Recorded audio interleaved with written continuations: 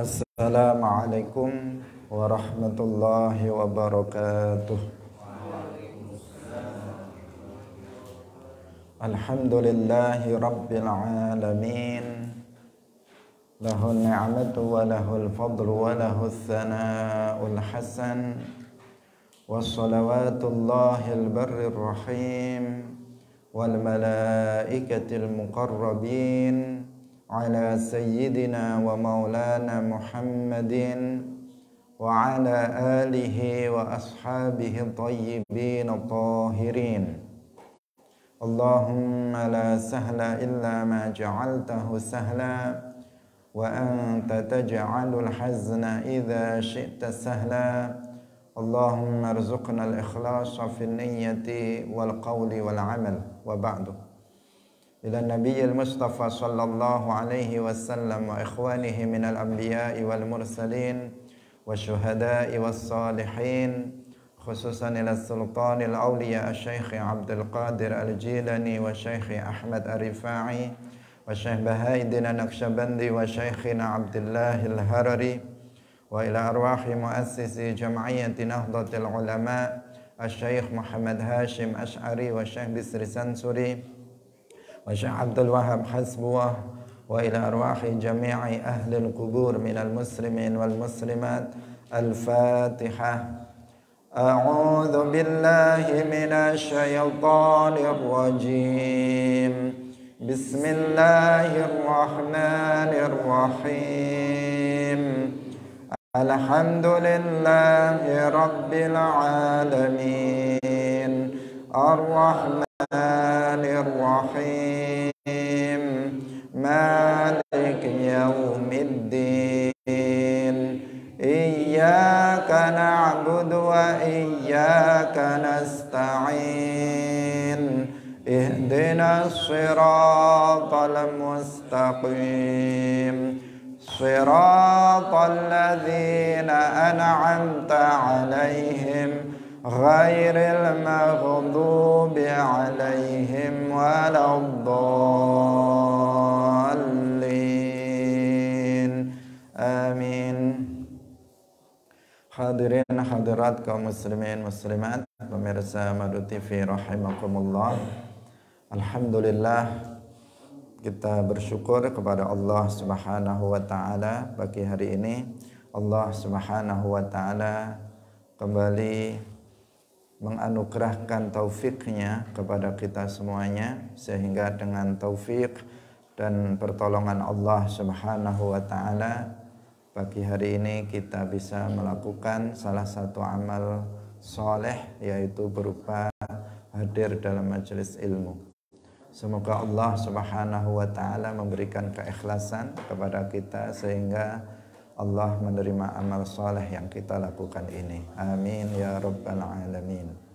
Salawat dan salam semoga tetap terlimpahkan kepada Nabi Agung Nabi Muhammad sallallahu alaihi wasallam, para sahabatnya, keluarganya, serta seluruh umat Islam yang mengikuti beliau ila yaumil qiyamah. Hadirin rahimakumullah. Mari kita mulai ngaji kita kitab Bulughul Maram min Adillatil Ahkam. Kita masih dalam pembahasan babu sifatis sholah, bab yang menjelaskan tentang sifat-sifat sholat. Qala al-muallif rahimahullah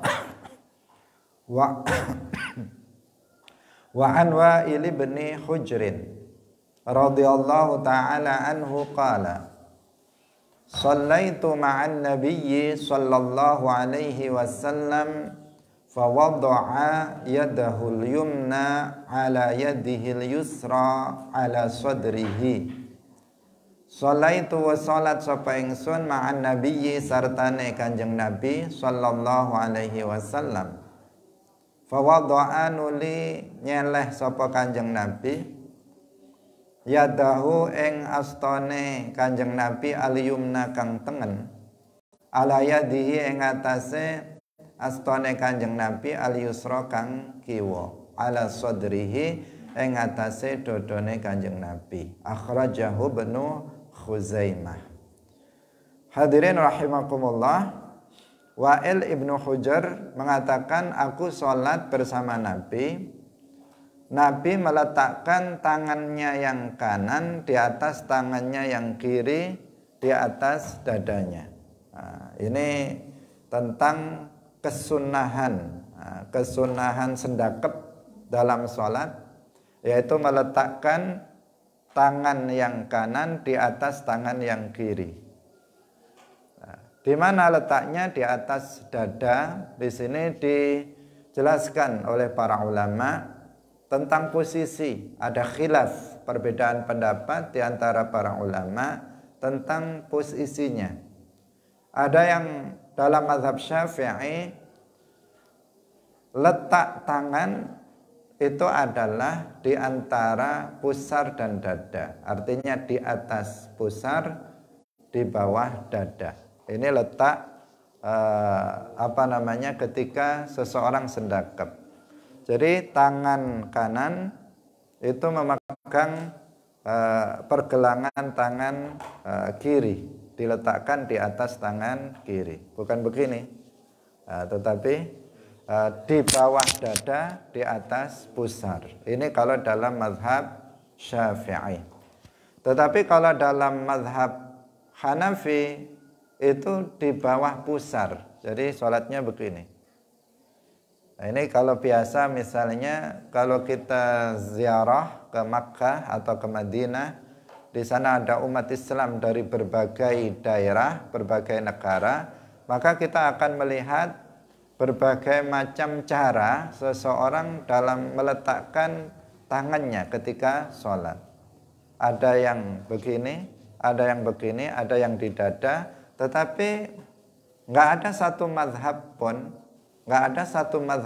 dari mazhab yang 4 itu yang mengajarkan seperti sendakepnya orang Wahabi. Kalau orang Wahabi sendakepnya begini, jadi di lehernya begini, bukan di dada atau di bawah dada atau di bawah pusar, tetapi begini sendakepnya. Nah, cara yang seperti ini nggak ada satupun imam mazhab yang mengajarkannya. Karena memang Wahabi ya modelnya begitu. Mereka memahaminya sendiri.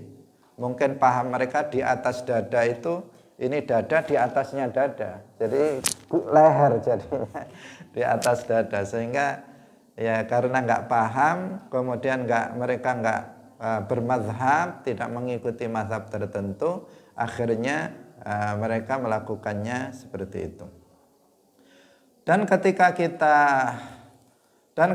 kita meletakkan tangan kita di dada, itu tidak perlu kita putar-putar, ya, tidak perlu kita putar-putar, langsung saja Allahu Akbar, langsung Allahu Akbar, langsung dipegang begini, tidak perlu Allahu Akbar misalnya, itu tidak diperlukan. Jadi ini terkadang dilakukan oleh sebagian orang, yaitu diputar-putar terlebih dahulu. Dengan alasan apa? Dengan alasan yang kanan dulu baru yang kiri.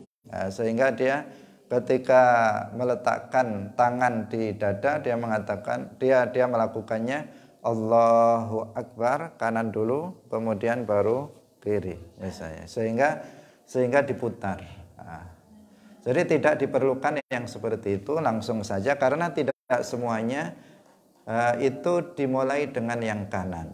Sesuatu yang bisa dilakukan secara bersamaan, maka dilakukan secara bersamaan, tidak harus kanan dulu baru kiri. Seperti takbir, mengangkat tangan tidak perlu kanan dulu, ya bersamaan Allahu Akbar. Tidak Allahu Akbar, enggak seperti itu, tetapi bersamaan Allahu Akbar. Demikian juga ketika meletakkan tangan di bawah dada, di atas pusar. Ini tata caranya. Bukan di pinggir, apalagi di pinggir sampai kemudian kalau agak ke pinggir sedikit, ada yang mengatakan seperti itu. Tetapi kalau sampai di sini, sampai begini, itu tidak ada yang mengajarkan seperti itu. Apalagi sampai kemudian merubah posisi arah kiblat. Karena sebagian orang yang begini kemudian menjadi begini, dadanya ikut bergeser dari arah kiblat, ikut berbelok. Kalau berbelok dari kiblat ini nanti bisa tidak sah sholatnya, karena syarat sah sholat itu harus menghadap ke arah kiblat. Hadirin rahimakumullah. Nah, jadi begitu tata cara yang diajarkan dalam mazhab 4, dan nggak ada yang seperti tadi dikatakan oleh orang Wahabi. Sering orang Wahabi ini memang aneh-aneh, bukan hanya dalam akidah tetapi dalam masalah furu' itu juga sering aneh-aneh dalam yang dilakukannya. Seperti ketika menunjuk misalnya, memang ada yang begini, ada yang begini, macam-macam ya. Ada khilaf di antara para ulama. Ada juga yang begini tetapi tidak dari awal seperti yang dilakukan oleh orang Wahabi, begitu tahiyat langsung begini. Ini juga enggak sesuai dengan apa yang diajarkan oleh para ulama mazhab 4. Berbagai macam yang dilakukan yang kadang aneh-aneh dan lucu ya, karena memang mereka ngarang-ngarang sendiri agama ini, mereka ngarang-ngarang sendiri, diakibatkan mereka tidak bermadhab kepada madhab yang tertentu dari madhab 4. Kita lanjutkan kembali. Wa an Ubadata ibni Samit radhiyallahu taala anhu. Wa an Ubadata ibni Samit radhiyallahu taala anhu qala qala Rasulullah sallallahu alaihi wasallam la salata liman lam yaqra bi ummil Qur'an. Tidak la salata ora ana salat iku maujud liman kedue wong lam yaqra kang ora maca sapa wong bi ummil Qur'ani kelawan ummul Qur'an al-Fatihah. Muttafaqun alaih. Wa fi riwayatin li Ibnu Hibban wa Daraqutni la tujzi'u ora nyukupi apa salatun salat la yuqra'u kang ora den waca fiha ing dalam salat bi Fatihatil Kitabi kelawan Fatihae Al-Qur'an. Wa fi ukhra lan ing dalam riwayat kang liya li Ahmad wa Abi Dawud wa Tirmidzi wa Ibnu Hibban la'allakum menawa sira iku taqra'una maca sapa sira kabeh khalfa imamikum ing dalem burine imam sira. Qulna na'am. Qulna ngucap sapa kita na'am ya. Qala la taf'alu aja nglakoni sapa sira kabeh illa bi Fatihatil Kitab. Fa innahu mangka sak temene kelakuan la salata ora ana salat iku maujud liman kedue wong lam yaqra kang ora maca sapa wong biha kelawan Al-Fatihah. Hadirin rahimakumullah, Rasulullah bersabda tidak ada salat bagi orang yang tidak membaca Ummul Quran. Ummul Quran adalah nama lain dari suratul Fatihah. Karena dalam hadis yang lain lebih jelas lagi, la tujzi'u salatun la yuqra'u fiha bi Fatihatil Kitab. Nah, dengan Al-Fatihahnya Al-Quran. Nah, hadis ini menunjukkan bahwa membaca suratul Fatihah adalah ruknun min arkan as-shalah. Salah satu rukun dari rukun salat. Kalau ada seseorang salat tidak membaca Al-Fatihah, maka salatnya itu tidak sah. Dalam mazhab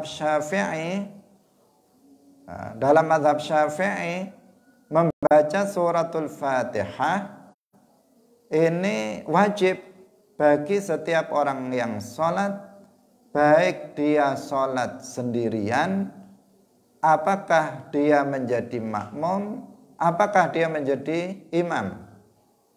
Semuanya wajib untuk membaca suratul Fatihah pada setiap rakaatnya.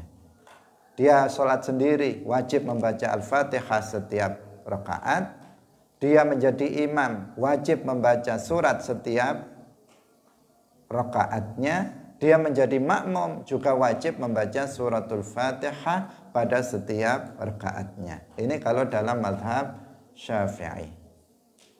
Kalau dalam mazhab selain Syafi'i, kalau seseorang itu sholat sendiri, maka dia wajib membaca suratul Fatihah pada setiap rakaat.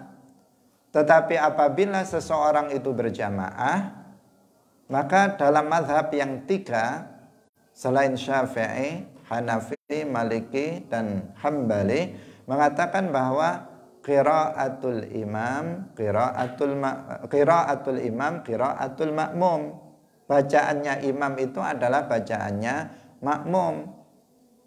Sehingga kalau imam itu sudah baca Al-Fatihah, maka makmum tidak perlu untuk membaca, bukan tidak perlu, artinya tidak masalah apabila dia tidak membaca suratul Fatihah, karena sudah dicukupkan dengan bacaan Al-Fatihahnya imam. Jadi makmum tinggal mendengarkan saja. Imam membaca, makmum mendengarkan. Itu dalam mazhab selain mazhab Syafi'i. Baik itu dalam sholat jahriyah maupun dalam sholat sirriyah, sama-sama makmum itu sudah tercukupi Fatihahnya dengan Fatihah yang dibaca oleh imam. Sehingga kalau seseorang itu belum bagus bacaan Fatihahnya, dia bisa bermakmum kepada seorang imam yang bagus Al-Fatihahnya dengan mengikuti mazhab selain mazhab Syafi'i agar sholatnya itu bisa sah. Karena qiraatul imam itu adalah qiraatul makmum. Artinya dicukupkan dengan bacaan Al-Fatihah dari imam. Ini dalam tiga madhab selain madhab Syafi'i. Tapi kalau madhab Syafi'i, siapapun, apakah itu makmum, apakah itu imam, apakah dia sholat sendirian, semuanya setiap rakaat harus membaca suratul Fatihah. Kemudian disampaikan di sini, la'allakum taqra'una khalfa imamikum la taf'alu illa bi fatihatil kitab fa innahu la sholata liman lam yaqra' biha.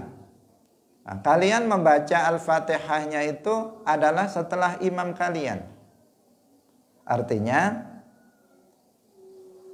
kapan kita membaca suratul Fatihah? Setelah imam selesai membaca suratul Fatihah. Ketika imam sudah selesai membaca suratul Fatihah, mengatakan ghairil maghdubi alaihim waladdallin, amin, kemudian kita baru membaca suratul Fatihah sebagai makmum. Maka kalau aturannya dalam mazhab Syafi'i, imam seyogyanya itu diam sejenak setelah membaca suratul Fatihah, memberikan kesempatan kepada makmum untuk membaca suratul Fatihah setelah imam, baru kemudian dia membaca surah. Tetapi kalau seandainya imam langsung membaca surah, maka tidak mengapa makmum itu membaca suratul Fatihah di saat imam membaca surat. Kenapa di sini dikatakan la taf'alu illa bi fatihatil kitab? Janganlah kalian melakukan membaca ketika imam membaca, kamu juga ikut membaca, kecuali membaca suratul Fatihah. Karena nggak ada sholat, artinya sholat itu kalau dalam mazhab Syafi'i, sholat itu nggak sah kecuali jika dibacakan suratul Fatihah di situ. Maka ketika imam membaca surat, tidak apa-apa jika makmum itu membaca Al-Fatihah. Tetapi lebih sempurnanya apabila imam memberikan kesempatan kepada makmum untuk membaca suratul Fatihah, agar ketika imam membaca surat, makmum juga ikut mendengarkan bacaan surat dari imam tersebut. Nah, itu tata cara yang lebih utama. Nah, hadirin rahimakumullah, jadi bukan bersamaan imam membaca Fatihah, makmumnya juga baca Fatihah. Tidak seperti itu, tetapi imam membaca Al-Fatihah, makmum mendengarkannya. Baru setelah imam selesai membaca suratul Fatihah, baru makmum membaca Al-Fatihah. Aturannya begitu. Kalau dalam mazhab yang lain, yang 3 malah makmum cukup mendengarkan bacaan dari imam, itu sudah mencukupi. Hadirin rahimakumullah. Bagi yang ini khusus yang penting untuk mungkin dipraktekkan adalah bagi mereka yang dalam mazhab selain mazhab Syafi'i, maksudnya adalah mereka yang belum bagus bacaan Al-Fatihahnya, hendaknya dia sholat secara berjamaah di belakang imam yang bacaan Fatihahnya itu sah, karena itu sudah mencukupi. Wa an Anasin, kita lanjutkan. Wa an Anasin radhiyallahu ta'ala anhu anna an-nabiyya sallallahu alaihi wasallam wa Abu Bakrin wa Umar kanu yaftatihuna as-salata bilhamdulillahi rabbil alamin. Anna nabiyya saat temene Kanjeng Nabi sallallahu alaihi wasallam wa Abu Bakrin lan Abu Bakar wa Umar lan Umar kanu iku ana sapa Kanjeng Nabi wa Abu Bakar wa Umar iku yaftatihuna buka sapa Kanjeng Nabi Abu Bakar wa Umar as-salata ing salat bilhamdulillah kelawan alhamdulillahi rabbil alamin, muttafaqun alaih. Zada nambahi sapa Muslim la yadhkuruna, ora nutur, ora nyebut sapa Kanjeng Nabi Abu Bakar lan Umar bismillahirrahmanirrahim ing bismillahirrahmanirrahim fi awwali qiraatin ing dalam kawitane maca Al-Fatihah wala fi akhiriha lan ora ing dalam akhire maca akhire Fatihah, akhire qiraah. Wa fi riwayatin li Ahmad wan Nasa'i wa Ibnu Khuzaimah la yajharuna, ora ngerasakan, orang banteraken sapa Kanjeng Nabi Abu Bakar lan Umar bi bismillahirrahmanirrahim. Wa fi ukhra Ibnu Khuzaimah kanu ana sapa Kanjeng Nabi Abu Bakar lan Umar iku yusirruna ngirihaken sapa Abu Bakar Nabi Abu Bakar lan Umar wa ala hadza lan iku ing atase iki yuhmalu den gawa apa an-nafyu nafi fi riwayati Muslim khilafan liman a'allaha khilafan kelawan bedani liman maring wong a'allaha kang nganggep ana illah ana illai, artinya yang dalam hadis itu ya. Hadirin rahimakumullah. Ini hadis yang kemudian menjadikan muncul khilaf di antara para ulama mazhab yang 4 dalam membaca suratul Fatihah. Apakah membaca basmalah apa enggak? Dalam hadis yang riwayat Muslim itu dikatakan bahwa Nabi Muhammad, Abu Bakar, Umar ketika sholat mereka membuka sholatnya dengan langsung alhamdulillahi rabbil alamin. Nggak ada bismillah. Dalam Muslim itu ditambahi malah la yadhkuruna bismillahirrahmanirrahim, tidak menyebut bismillahirrahmanirrahim. Kalau dalam hadis yang pertama tadi yang muttafaqun alaih, berarti ini Bukhari, yang lafadznya Bukhari, itu nggak ada kata la yadhkuruna bismillahirrahmanirrahim. Maka itu bisa difahami bahwa yang dimaksud dengan alhamdulillahi rabbil alamin itu adalah Al-Fatihah. Seperti yang kita jelaskan kemarin, bahwa nama lain dari Al-Fatihah itu adalah alhamdulillahi rabbil alamin, surat alhamdulillahi rabbil alamin. Maka ketika dikatakan yaftatihuna sholata bilhamdulillahi rabbil alamin, artinya membuka sholatnya dengan membaca Al-Fatihah. Itu kalau rawahul Bukharinya. Tetapi di Muslimnya itu ditambahi kata-kata mereka tidak menyebut Bismillahirrahmanirrahim.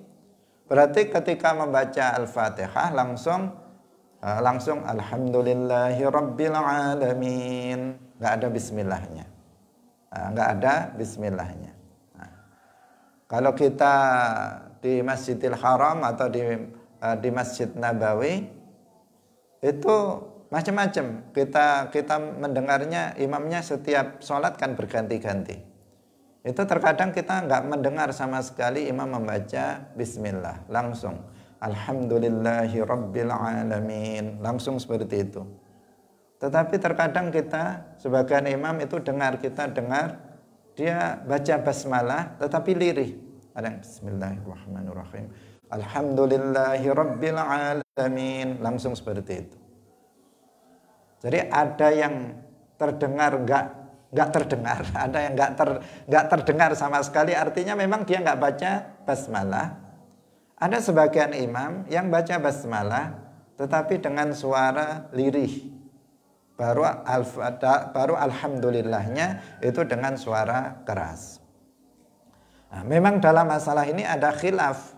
Hadisnya memang hadis yang dijadikan sebagai dasar itu memang berbeda-beda sehingga menjadikan para a'immah itu berbeda pendapat. Kalau dalam mazhab Maliki memang nggak ada basmalahnya, langsung Alhamdulillahi Rabbil Alamin kalau dalam mazhab Maliki. Tetapi kalau dalam mazhab yang lain itu, kalau dalam mazhab Syafi'i, ya, dalam mazhab Syafi'i yang kita tahu, yang kita pelajari adalah dengan basmalah dan dibaca dengan jahar. Karena basmalah adalah ayat pertama dari suratul Fatihah, sehingga dia dibaca keras. Sebagaimana Alhamdulillahi Rabbil Alamin dibaca keras, ayat yang kedua dari Al-Fatihah, maka ayat yang pertama dari Al-Fatihah Bismillahirrahmanirrahim itu juga dibaca keras dalam mazhab Syafi'i. Tetapi dalam mazhab yang lain ada yang mengatakan dibaca sirri, dengan suara lirih seperti yang tadi kita sebutkan. Nah, kalau dalam mazhab Maliki sama sekali tidak dibaca baik sirri maupun jahar. Yang tidak dibaca sekali menggunakan riwayat Muslim yang mengatakan la yadhkuruna bismillahirrahmanirrahim fi awwali qiraatin wala fi akhiriha. Nah, yang menggunakan sirri tidak jahr menggunakan hadis yang Ibnu Khuzaimah, Ahmad dan Nasai riwayatnya la yajharuna bi bismillahirrahmanirrahim, atau yang riwayat Ibnu Khuzaimah kanu yusirruna, artinya mereka membacanya secara sirri. Hadirin rahimakumullah, jadi memang ada perbedaan pendapat di antara para ulama tentang membaca basmalah dalam Al-Fatihah. Kalau dalam mazhab Syafi'i yang kita anut rata-rata di Indonesia ini, basmalah adalah ayat pertama dalam suratul Fatihah. Maka wajib untuk dibaca, dan dibacanya sama dengan yang lain adalah jahron, dengan suara keras. Kalau kita misalnya sholat di Masjidil Haram atau sholat di Masjid Nabawi, maka kita bisa, kalau seandainya imamnya ternyata nggak baca basmalah, maka kita bisa beralih kepada mazhab Maliki. Kita bisa beralih kepada mazhab Maliki agar sholatnya itu sah. Karena kalau kita tetap dalam mazhab Syafi'i, berarti kita bermakmum kepada imam yang menurut dia itu tidak sah, itu tidak boleh. Maka dia berpindah kepada mazhab Maliki agar dia bisa bermakmum kepada imam yang dalam sholatnya dia tidak membaca basmalah dalam Fatihahnya.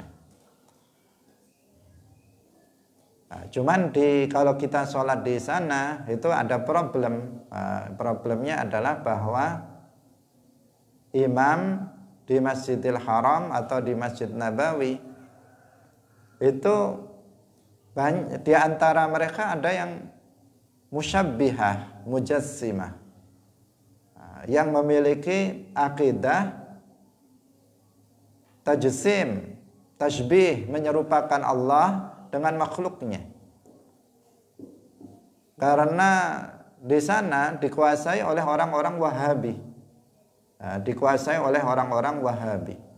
Apabila seseorang tahu bahwa imamnya itu meyakini keyakinan tasbih atau tajsim, yang ini keyakinan kufur, orang yang meyakininya, maka dia bukan muslim, dan ibadahnya orang yang bukan muslim itu tidak sah, maka kita nggak boleh bermakmum di belakangnya.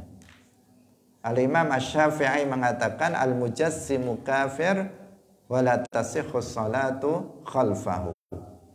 Orang yang meyakini Allah itu berupa benda, berupa jisim, itu hukumnya kafir dan tidak sah sholat di belakangnya. Maka kalau kita mengetahui, oh imamnya si fulan itu mujassim, maka kita nggak boleh bermakmum di belakangnya. Baik di sini, di Makkah, di Madinah, atau di mana saja. Kalau kita tahu bahwa imamnya itu orang yang berakidah tajsim, tasbih, maka kita nggak boleh bermakmum kepadanya. Karena sholat dia nggak sah. Bagaimana kita bermakmum kepada seorang imam yang sholatnya tidak sah? Maka kita tidak sholat di belakang orang yang mujassim tersebut. Karena mujassim tidak menyembah Allah, kita menyembah Allah. Sementara mujassim dia tidak menyembah Allah, dia menyembah selain Allah. Dia menyembah sesuatu yang dikhayalkan ada, padahal nggak ada, yang dia serupa dengan makhluknya, yang dia khayalkan ada bertempat di atas arsy, itu yang disembah oleh mereka.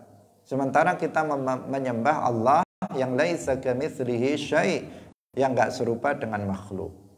Maka kita nggak bermakmum kepada mereka yang mujassim, seperti yang dikatakan Al-Imam Asy-Syafi'i dalam dituturkan, dinukil oleh Al-Hafidz As-Suyuti dalam kitab Al-Ashbah wan Nadzair.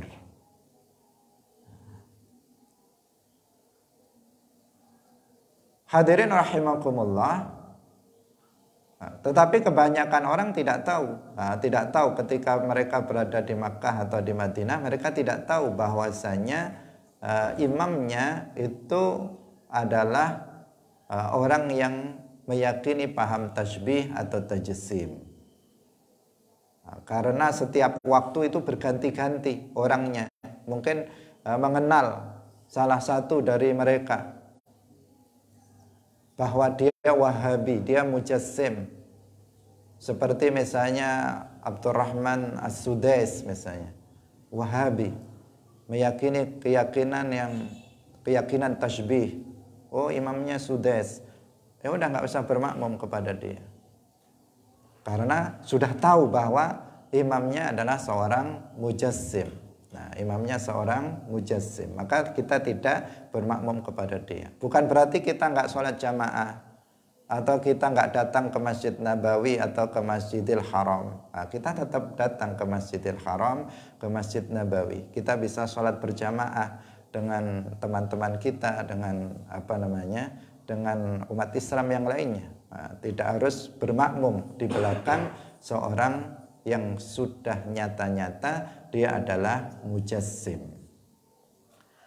Hadirin rahimakumullah. Nah, ini tadi mengarah ke sana. Kalau masalah Fatihahnya itu kita bisa beralih pada mazhab Maliki. Kalau masalah Fatihah, seandainya kita dengar dia nggak baca Fatihah sama sekali, nggak baca basmalah sama sekali, Dalam mazhab Syafi'i harus baca basmalah. Kalau enggak, kurang Fatihahnya, enggak sah sholatnya. Jangankan satu ayat, setengah ayat pun, satu huruf pun ditinggalkan dalam Al-Fatihah, bisa enggak sah Fatihahnya dan enggak sah sholatnya. Apalagi satu ayat ditinggalkan. Karena dalam mazhab Syafi'i, basmalah itu adalah ayat dalam semua surat kecuali dalam surat Al-Bara'ah. Sementara imamnya tidak membaca Al-Fatihah dan imamnya berarti mengikuti mazhab Maliki. Kalau dia mengikuti mazhab Maliki, maka kita makmumnya menyesuaikan diri untuk beralih pada mazhab Maliki agar sah sholatnya. Hadirin rahimakumullah. Nah, kita lanjutkan kembali. Wa an Nu'aimin al-Mujmiri qala shallaitu wara'a Abi Hurairah. Shallaitu wa salat sapa ingsun wara'a Abi Hurairah ing dalem burine Abi Hurairah radhiyallahu taala anhu. Faqara'an nuli maca sapa Abu Hurairah Bismillahirrahmanirrahim. Lah ini ada yang baca basmalah Abu Hurairah. Tsumma qara'a nuli maca sapa Abu Hurairah bi ummil Qur'ani kelawan ummil Qur'an. Hatta idza balagha sehingga tatkala itu maka sapa Abu Hurairah waladdallin ing lafadz waladdallin qala maca sapa Abu Hurairah amin wa yaqulu kullama sajada lan wa yaqulu lan dawuh sapa Abu Hurairah kullama sajada arikalane sujud sapa Kanjeng Nabi wa idza qama lan tatkalane jumeneng sapa Kanjeng Nabi minal julusi saking lungguh Allahu Akbar. Thumma yaqulu nuli ngucap sapa thumma yaqulu idza sallama. Thumma yaqulu Thumma yaqulu nuli dawuh sapa Abu Hurairah idza sallama tatkalane salam. Sapa Abu Hurairah walladzi nafsi biyadihi inni satemene ingsun la asbahukum yakti kang paling serupane sira kabeh apane salate bi Rasulillahi kelawan Rasulillah sallallahu alaihi wasallam rawahu Nasa'i wa Ibnu Khuzaimah. Abu Hurairah mengatakan, aku sholat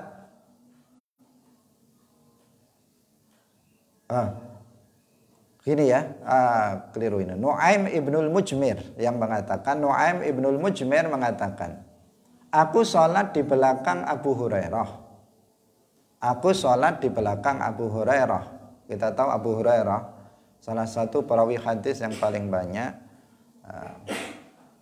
Kemudian Abu Hurairah dalam sholatnya membaca Bismillahirrahmanirrahim. Kemudian Alhamdulillahi Rabbil Alamin. Sampai ghairil maghdubi alaihim waladdallin. Kemudian beliau membaca amin. Nah, pertama ini menunjukkan bahwa Ini menunjukkan bahwa Bismillahirrahmanirrahim dibaca oleh Abu Hurairah dalam sholatnya. Dan di akhir Abu Hurairah mengatakan, sesungguhnya sholat yang aku lakukan ini adalah sholat yang paling mirip dengan sholatnya Rasulullah. Berarti itulah yang dilihat oleh Abu Hurairah, yang dipraktekkan oleh Abu Hurairah, itu mengikuti sholat yang dilihat oleh beliau dari Rasulullah Sallallahu Alaihi Wasallam.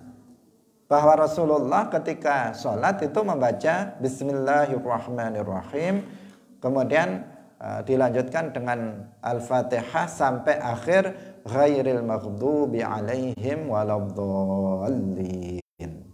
Nah, setelah itu membaca amin. Amin itu bukan surat dari Al-Fatihah, bukan ayat dari Al-Fatihah. Amin itu doa, bukan ayat terakhir dari Al-Fatihah. Artinya kalau tidak dibaca tidak masalah. Amin. Dan itu bahasa Arab. Amin itu bukan bahasa ajam, tetapi bahasa Arab. Amin artinya istajib. Istajib lana du'aana. Artinya kabulkanlah doa kami. Amin. Amin. Kalau kita ada orang berdoa kita amin. Amin. Artinya apa? Ya Allah kabulkanlah doa kami. Ya Allah kabulkanlah doa kami. Itu maknanya amin. Bukan gak ada artinya. Bukan dia bahasa ajam, tetapi dia bahasa Arab yang memiliki makna istajib lana du'aana. Kabulkanlah doa kami. Itu dibaca setelah membaca suratul Fatihah. Kapan dibaca amin? Ada khilaf di antara para ulama. Pertama membacanya sunnah, semuanya sepakat. Kapan membacanya? Ada yang mengatakan yaitu setelah imam, ada yang mengatakan bersamaan dengan imam. Karena ada hadis yang lainnya yang menjelaskan tersebut. Jadi imam membaca, kemudian makmum membersamai imam dalam membaca amin. Jadi imam juga membaca amin, bukan imam diam. Nah, meskipun di sini juga ada khilaf di antara para ulama. Hal-hal yang seperti ini memang banyak perbedaan pendapat di antara para ulama. Kita menjelaskan sisi lain yang kita pelajari dalam mazhab Syafi'i. Tapi membacanya harus benar ya, membacanya harus benar. Amin. A-nya panjang, mim-nya panjang. Amin. Bukan amin. Bukan amin. Bukan apa lagi? Bukan amin, bukan amin, bukan, tetapi amin.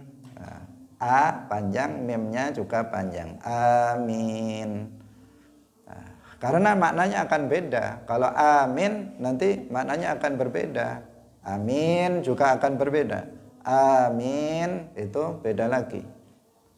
Ini karena perlu kita sampaikan karena kita banyak mendengar para makmum ketika membaca amin itu banyak yang nggak benar. Ada yang terlalu semangat dalam sholat tarawih karena rekaatnya cepat, maka aminnya juga cepat. Nah, ketika imamnya membaca ghairil maghdubi alaihim waladdallin, amin misalnya. Langsung bukan min tapi min, amin. Itu kan dia sudah salah semuanya, Nah, itu ya nggak ada maknanya dan itu tidak selayaknya. Seseorang harus belajar untuk sholat dengan benar. Amin. Ada sebagian yang baca hanya min gitu aja, nggak ada a-nya karena apa? Untuk mempersingkat. Nah, mengikuti alur imamnya yang cepat, dia membaca aminnya pun disingkat. Tidak begitu ya, tidak begitu. Wa yaqulu kullama sajada, setiap kali sujud, Abu Hurairah ya, ini wa yaqulu berarti Nu'aim ibnul Mujmir, tadi keliru. Nu'aim ibnul Mujmir mengatakan setiap kali Abu Hurairah itu sujud dan setiap kali berdiri dari artinya bangun dari duduk, maka beliau membaca Allahu Akbar. Ketika sujud Allahu Akbar, Allahu Akbar, Allahu Akbar, membaca takbir. Thumma yaqulu idza sallama, kemudian Nu'aim ibnul Mujmir mengatakan idza sallama, ketika salam, ketika Abu Hurairah itu salam, walladzi nafsi biyadihi inni la asbahukum salatan bi Rasulillah sallallahu alaihi wasallam. Abu Hurairah ya yang mengatakan, kemudian Abu Hurairah mengatakan ketika sudah salam, demi Allah, itu maksudnya walladzi nafsi biyadihi, demi Allah sesungguhnya salatku ini adalah salat yang paling persis, paling mirip, paling sama dengan salatnya Rasulullah sallallahu alaihi wasallam. Rawahu Nasa'i wa Ibnu Khuzaimah. Ini beda dengan hadis sebelumnya. Dalam hadis sebelumnya nggak ada Bismillahirrahmanirrahim, tapi yang dipraktekkan Abu Hurairah membaca Bismillahirrahmanirrahim, dan Abu Hurairah mengatakan sholat yang beliau lakukan itu yang mirip dengan yang dilakukan oleh Rasulullah. Wa an Abi Hurairah radhiyallahu taala anhu qala, kita lanjutkan, qala Rasulullah sallallahu alaihi wasallam, idza qara'tum al-Fatihah. Lah ini lebih jelas lagi. Idza qara'tum, tatkalane maca sapa sira kabeh al-Fatihata ing al-Fatihah, faqra'u, mongko maca sapa sira kabeh bismillahirrahmanirrahim ing bismillahirrahmanirrahim. Fa innaha, mongko satemene bismillahirrahmanirrahim iku ihda ayatiha, salah sijine pira-pira ayate al-Fatihah. Rawahu Daraqutni wa sawwaba waqfah. Hadis ini yang dipakai dalam mazhab Syafi'i. Jika kalian membaca Fatihah, maka bacalah Bismillahirrahmanirrahim, karena Bismillahirrahmanirrahim itu adalah salah satu dari ayat Al-Fatihah. Maka membaca Al-Fatihah itu, membaca basmalah dalam Al-Fatihah itu menjadi wajib dalam mazhab Syafi'i berdasarkan hadis ini.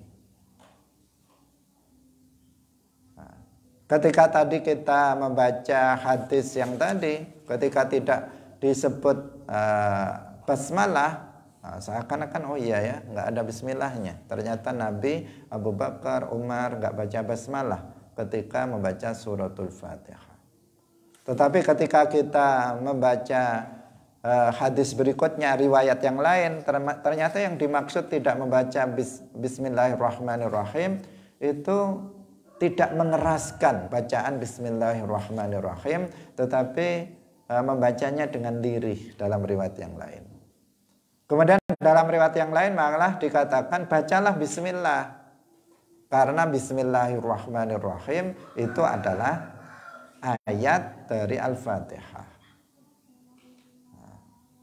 Maka sangat wajar apabila kemudian ada khilaf, perbedaan pendapat di antara para ulama tentang masalah ini.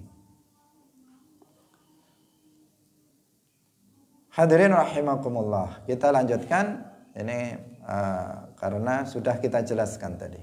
Wa anhu ay an Abi Hurairah radhiyallahu taala anhu qala, kana ana sapa Rasulullah sallallahu alaihi wasallam idza faragha min qiraati ummil Qur'an, tatkalane rampung sapa Kanjeng Nabi min qiraati ummil Qur'an, saking maca ummil Qur'an, rafa'ah, mangka ngangkat sapa Kanjeng Nabi sautahu, utawa banteraken sapa Kanjeng Nabi sautahu ing suarane Kanjeng Nabi, wa qala lan maca sapa Kanjeng Nabi amin. Rawahu Daraqutni wa hassanahu wal Hakim wa sahahahu wa li Abi Dawud wa Tirmidzi min hadits Wa'il bin Hujr nahwuhu.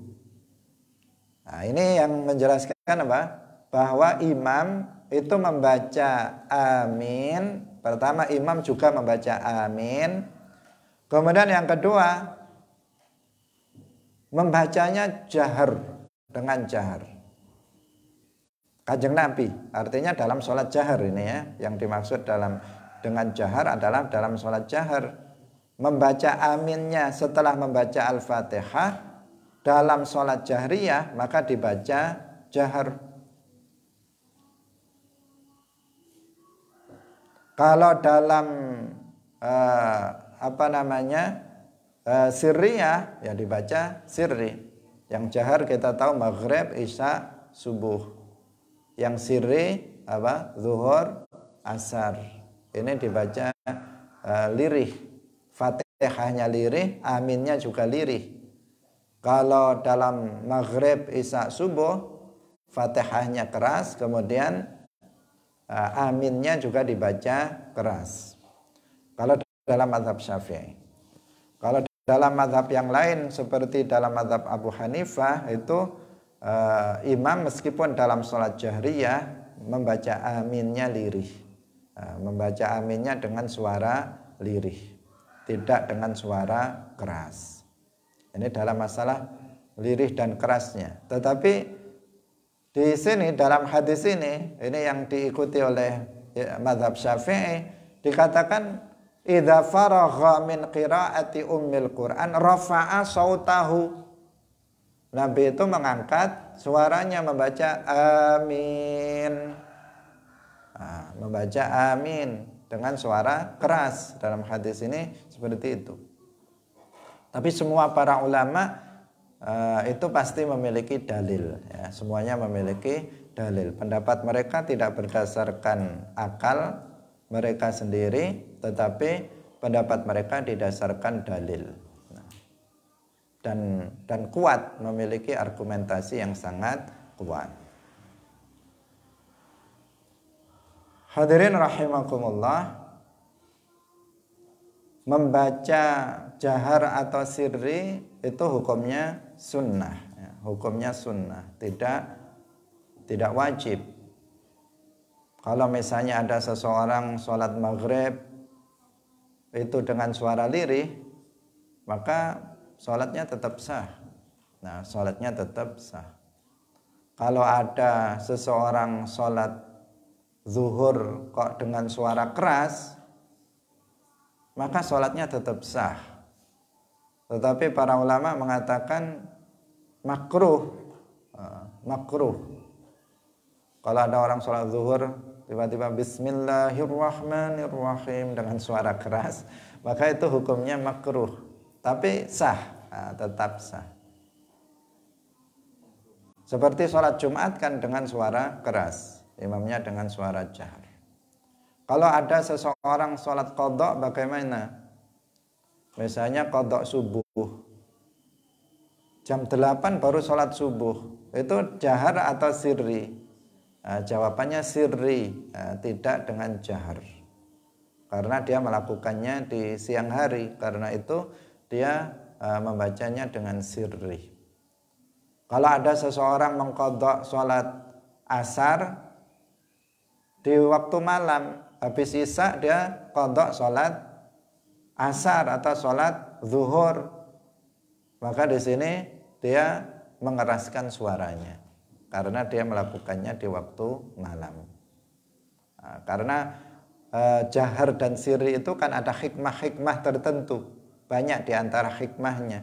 Di antaranya kalau siang hari itu orang kan sibuk dengan pekerjaannya, dengan kesibukan masing-masing, sehingga bacaannya dibaca sirri. Kalau malam itu apalagi subuh itu kan waktu ngantuk itu, sehingga kalau dibaca dengan suara keras itu akan bisa hilang ngantuknya. Itu di antara hikmah.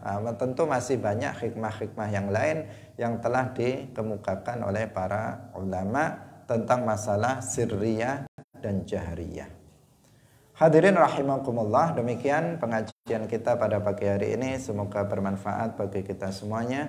Barakallahu fikum, wallahul muwaffiq ila aqwamit thariq. Wassalamualaikum warahmatullahi wabarakatuh. La ilaha illallah. Allahumma salli ala sayyidina Muhammad wa ala alihi wa sahbihi wa sallim. Rabbi ghfirli wa liwalidayya wa lil mu'minin